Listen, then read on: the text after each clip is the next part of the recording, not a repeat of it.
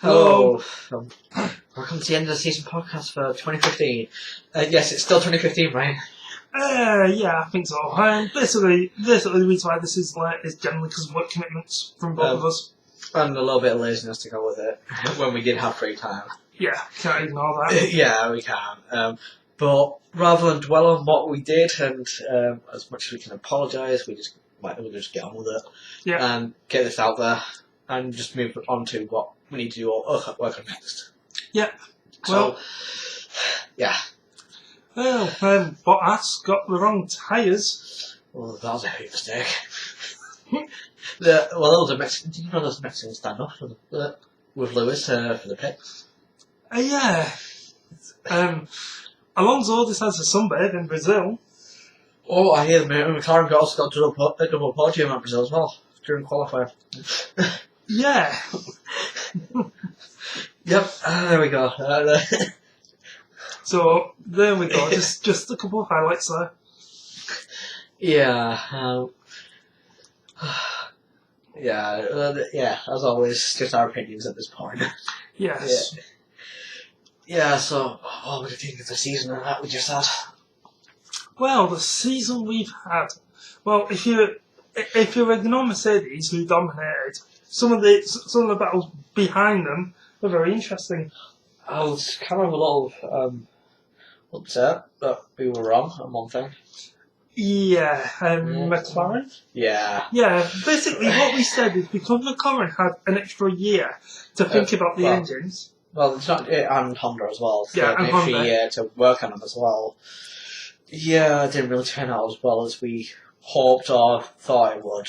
Yeah, it's like the only team they really comfortably beat were Russia. And well, yeah, it's not hard to do when they're struggling to even earn points.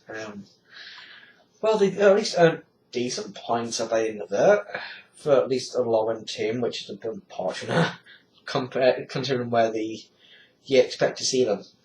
Yeah, but like I said, we just had to get that one out the way. We were wrong. Yeah, I think we were wrong on a few things, like Red Bull were another team we were wrong on, because I think we did say that we were expecting them to do better than last year, because they still had Daniel Ricciardo, who was going to do well, we thought. Yeah, but some reason they weren't able to compete. Yeah, but they were still reasonably consistent in the points up. Oh yeah, they managed to get themselves into 7th and 8th in the drivers and 4th in constructors, which nothing to be sniffed at. It's just so any standout drivers? I personally would have to go after Daniel Kvyat because, well, to be fair, it wasn't expected for him to do anywhere near as well as he actually did. Because he was up against Daniel Ricciardo, a driver who had managed to beat Vettel the previous year, and got 3 wins as well. So it was expected he would be the main points earner, and well, Kvyat got more points. He may not have had a standout season and very well noticed, but he still was leading point scorer in the team. Yes, and Sebastian Vettel moving to Ferrari. Yeah. And he got a couple of wins. Yeah, but I think he's got 2 or 3. Might be 3. Yeah, 4. I think it was 3. Yeah. But, well, I think in part how badly he did at Red Bull the previous year was kind of in part to activate a clause. At least that's speculation of what he did, but regardless of whether he did or didn't, he still did so much better, almost achieving 2nd place in the drivers. Yeah, I mean, at one point it was neck and neck between Vettel and Rosberg. Yeah, changing positions all the time and whatnot. But then Rosberg just had that really good end of the season. Yeah, winning a few races. After Hamilton had won the title. Yeah. So it makes you think, did they do it on purpose? Did Hamilton just ease up? Which I doubt. Yeah, I mean, I mean, considering he was complaining at times and thinking, I really want to win this race. Yeah. Will my tyres really last? Yeah, yeah. Which, yeah, it's just one of those, isn't it? Mm. Yeah, but then again, we're kind of avoiding the big one, the big standout driver of the season. Oh, yes. The Toro Rosso driver. Yeah, Max Verstappen. Verstappen, yeah. Yeah. Yeah. Oh, jeez. I mean, okay, he wasn't really challenging for like high-end points, but yeah, he was he still. knew how to overtake. Yeah, he was definitely had a good showcase of talent, and was the main reason that that Toro also worried Red Bull early season. Yes, I mean, earlier on in the season, they were best. Toro Rosso and Red Bull were kind of neck and neck, particularly in qualifying. I do think in past the season he did show off a bit of not so maturity when I was asked to move out the way for his teammate so he can have a go. Yeah. But then refused because he wanted to get the points and do well. Yeah, but it's not really mature, but you can also understand why. I mean, he is quite young, isn't he? He's young. He wants to do well, so I can understand why he wouldn't want to give up his position. To me, the biggest standout team was Force India. A decent improvement compared to the previous season. It's just a shame that they had too many technical issues, because I think they could have solved more from them. Yeah, but come on, are you really ignoring the biggest improvement compared to the previous season? Being Sauber. Yes. Well, how many points did Sauber get? They got a 38. But yeah. I know it's not massive, and they weren't really competing for places. They just kind of there or thereabouts. Yeah. But still, they were definitely improved. They were only like I think it was last season they didn't earn any points, and actually able to compete and earn points this season. Yeah, that's a good. And even if they didn't earn points last season, I think it was small amounts. Oh wait, no, they didn't actually earn points. They won 0 points with Caterham, weren't they? Yes. Russia earned 2. Yes. Yeah. So that was the biggest improvement, even though it doesn't really show too much. Yeah. Lotus. I think this is the last year we can talk about them. Yeah, it is. Bit of a shame. Also, it's understandable. Yes.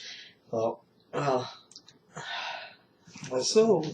But they didn't do too badly. No, they didn't. I mean, the problem is with Lotus is, in the speed traps, they were generally very good. But they couldn't relate that to a race pace. No, they couldn't. Yeah, I think they managed to get... Did they get a podium? I can't remember. I don't think they did. No, I'm wanting to say they got a podium. Yeah. But I know Force India did. Yeah, I think that's maybe why I'm thinking it is. I knew one that seems to go. Yeah. Yeah. And I'm just seeing how many points Grosjean's got, and it's like, yeah. It would make sense that he's would have got a podium or something. Yeah. But he just got really high up in the points quite consistently. Grosjean. Yeah. I mean, consistent performer. Yeah. That's what. Yeah, Pasta seems to be struggling now, to be fair. It's not doing as well as you'd expect him to do. His early seasons, then yeah, he was a great driver, but now he seems to have calmed down, but his driving has calmed down quite a bit as well, and not as competitive as he used to be.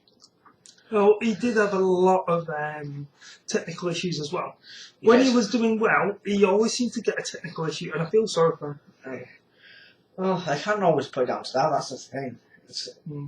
It just couldn't seem, because if it wasn't that, it's not really motivating himself enough to do well. And when it could also be down to the car, where the way he pushed it could be causing the issues. Yeah. And what about Williams? Solid. Yeah, I know a lot of people are saying that they were not good, but I look at them and go, well, even though they didn't get the podiums that they normally would have got, they still got solid enough finishes to actually achieve third. Yes. And if it weren't for Sebastian Vettel, they might have doing as well as he did. He might have challenged Ferrari. Yeah, that is true. But like I said, they were solid. They cemented that third place. Yeah, which I always look at positively. I wanted him to improve in the second half season and potentially get a win, but I can't have everything. Still got third. Yeah, and also the Williams car just seemed to suit certain tracks. Well, yeah, a lot of cars generally do, don't they? Yeah, but to be fair, we could say that the McLaren team suited the slow tracks with a lot of corners that didn't require much electrical energy. Yeah, which is true. Yeah. Yeah, but yeah, it's a bit unfortunate some of these teams did as badly as they did, but it's also good that others did better. Yeah, and finally, Marussia. I think the fact that they were there didn't really matter too much about how they did. No, it didn't. Didn't feel like it did anyway. Yeah. But it's good they're still there, and well, as long as you can find a way to keep themselves operating, those sort of teams I still want to see. Yes. They're kind of necessary. Not just to fill up numbers, but to actually just a potential new place for young drivers to actually get into the competition. So all I can keep back to is Minardi. And go, well, it's where Fernando Alonso and Mark Webber came from. And like, well, when a small team are bringing those sort of drivers into it, how can you discount small teams of the value in the sport? Yeah, true. I mean, what was it?